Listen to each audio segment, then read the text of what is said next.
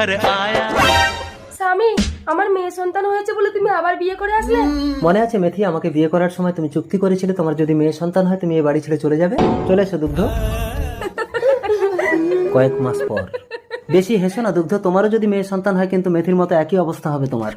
কি স্বপ্ন দেখলাম? আহ আহ এই নে, তোর মেয়ে হয়েছে।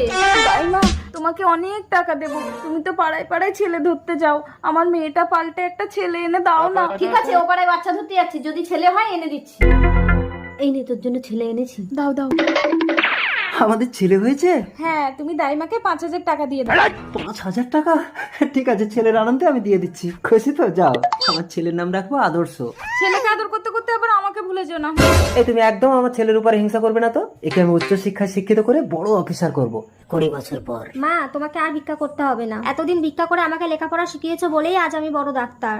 আমি মানুষের সেবা করতে চাই।